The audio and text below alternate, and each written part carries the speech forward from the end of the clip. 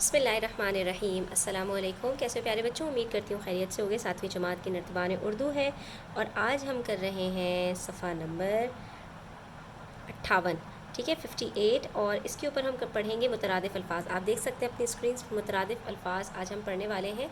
मुतरादिफ़ रतीफ़ से है, यानी एक जैसे अल्फाज जिनके मानी मिलते जुलते हों, ऐसे अल्फाज को हम कहते हैं मुतरादिफ़ अल्फाज, ठीक है।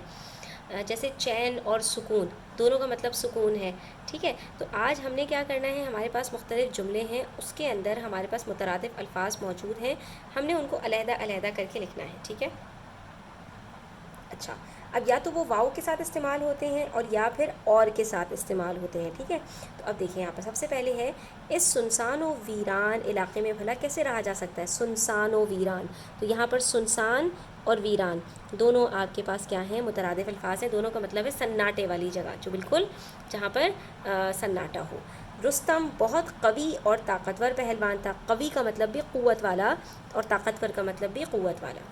जल्लाद की हैबत और दहशत ने सबको डरा दिया। हैबत यानी कि जिसको देखकर खौफ आए, और दहशत का मतलब भी यही कि जिसको देखकर खौफ आए, तो हैबत और दहशत। कुछ घराने अपने ख़ानदानी रस्म व रवाज के पाबंद होते हैं।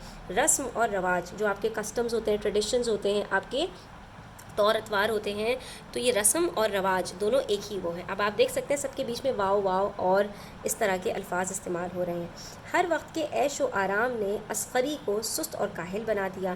तो ऐश व आराम ये भी आपस में क्या है, मुतरादिफ़ अल्फाज हैं। ऐश का मतलब भी आराम होता है, अय्याशी करना, और सुस्त और काहिल ये भी आपस में मुतरादिफ़ अल्फाज हैं। सुस्त का मतलब भी काहिल होता है। तो यहाँ पर हमारे पास दो तरह के मुतरादिफ़ अल्फाज मौजूद हैं।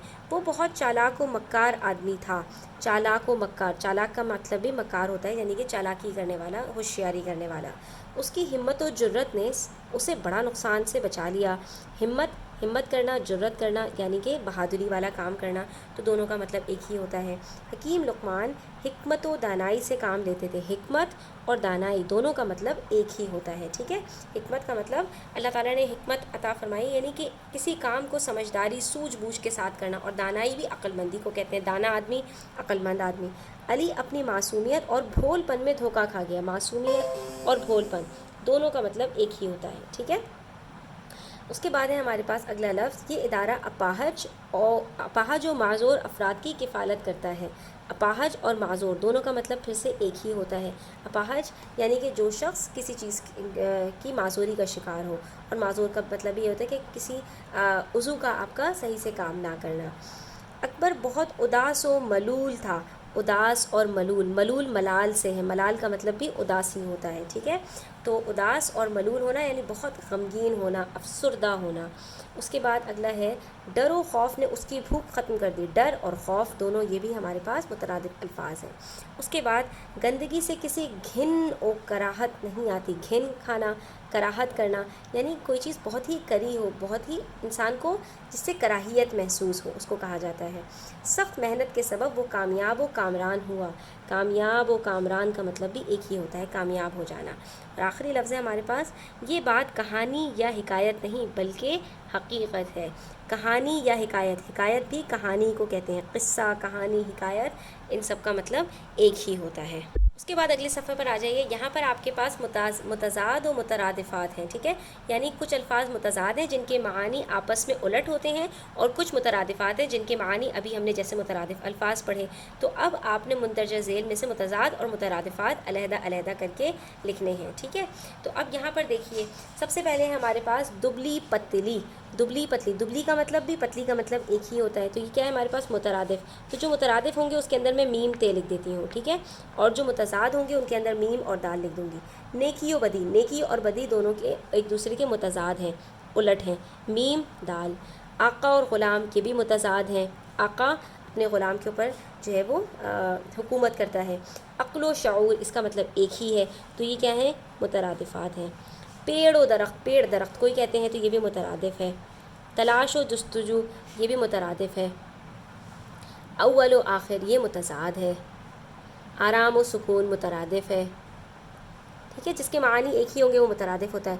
असल और नक़ल, असल व नक़ल तो ये क्या है, मुतज़ाद हैं। फ़लक व आसमान, फ़लक का मतलब भी आसमान होता है, तो ये भी मुतरादिफ़ हैं, ठीक है। हुस्न व जमाल ये भी क्या है, आपस में मुतरादिफ़ हैं।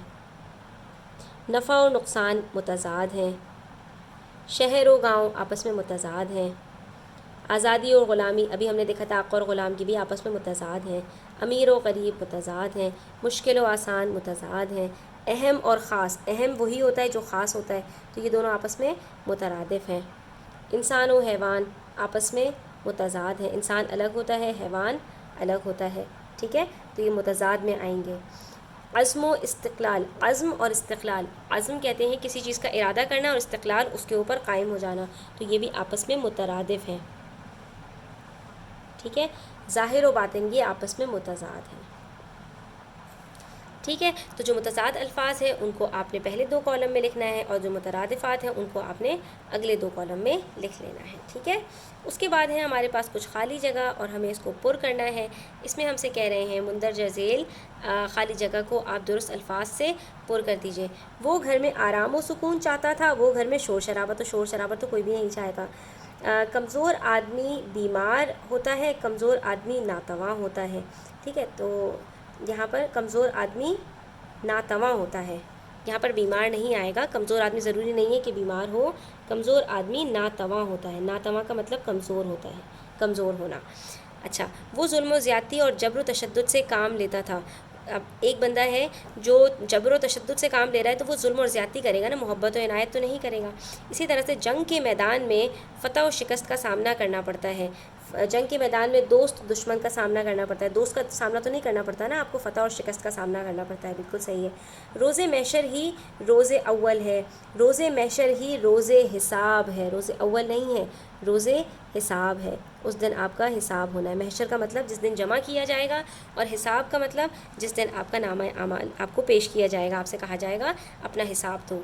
ان گنت کا مطلب جس کی گنتی نہ کی جائے، جس کو شمار نہ کیا جا سکے، تو ان گنت اور بے شمار مترادف ہیں، تو ان گنت و بے شمار لوگ دنیا میں آئے اور گئے، ٹھیک ہے، چند لوگ تو نہیں آئے نا، بے شمار لوگ آئے۔ اس کے بعد جوئے شیر فرات کو کہتے ہیں، جوئے شیر، یہ شیر نہیں ہے، جوئے شیر دودھ کی نہر کو کہتے ہیں، تو شیر کہتے ہیں دودھ کو بچوں، تو یہاں پر یہ فرات نہیں آئے گا، یہاں پر آئے گا دودھ کی نہر۔